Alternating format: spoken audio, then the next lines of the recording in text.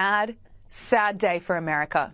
It is hard to find the words to describe the shock and the horror that people are feeling right now after many of us were witnessing on live television the assassination attempt on former President Donald Trump at a campaign rally in Pennsylvania.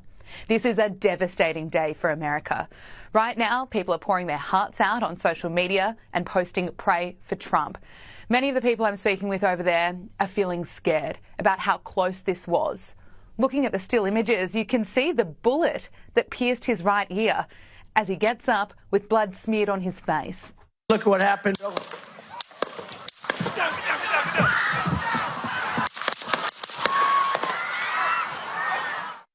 This horrific act has just deepened an already huge divide in the United States of America. But if you were following media outlets like CNN today, well, you would have thought that Donald Trump had a fall. Look at this headline. Secret Service rushed Trump off stage after he falls at rally. Falls. It was an assassination attempt. He's not Joe Biden that doesn't know how to stand up. And that's not a one-off headline. This morning, I was looking at my phone and I was taking screenshots because even though it's CNN, I still couldn't believe it. The next headline I saw, Trump injured in incident at rally. Incident.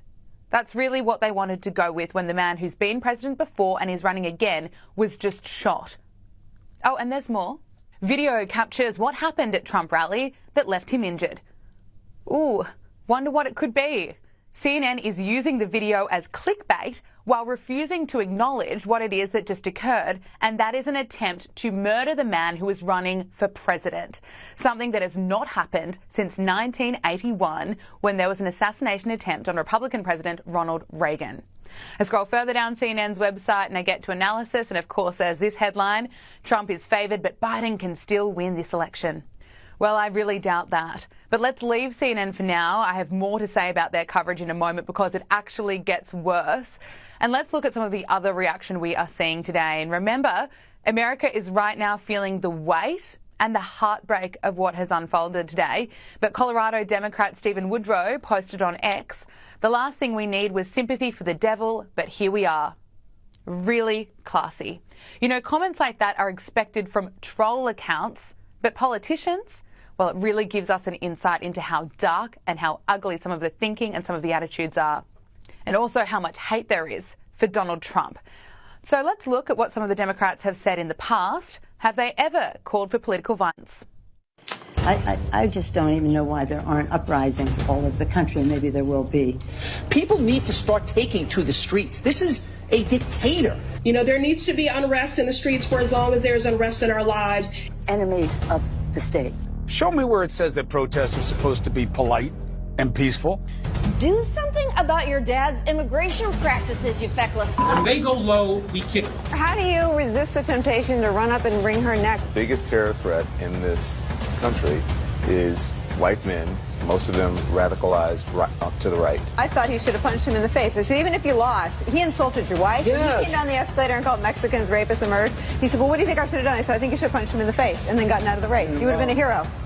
I'd like to punch him in the face. I said if we were in high school, I'd take him behind the gym and beat the hell out of him. Punch some people in the face! When was the last time an actor assassinated a president? They're still going to have to go out and put a bullet in Donald Trump, and that's a fact. Look as his character is stabbed to death. Where is John Wilkes Booth when you need him? That's it right there. Pull it up. I have thought an awful lot about blowing up the White House.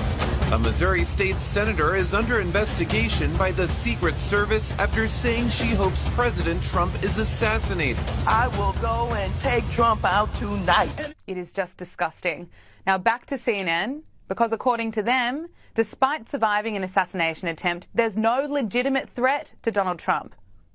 Donald Trump and the people around him perceive themselves to be under threat. And that's all that matters. That is not legitimate. That is wrong. Oh, and here's more CNN coverage complaining about how Trump reacted seconds after someone tried to kill him. I do want to say there was one thing that when I watched the tape, I found odd because of all of the heated rhetoric. And that is that after he was hit, former President Trump got up and said, fight, fight, fight. I think what we're hearing from people is that's not the message that we want to be sending right now. We want to tamp it down. Now, we all know that those comments were going to come at some point. Let's find a way to criticise or even blame Donald Trump when we analyse how he was almost murdered on stage.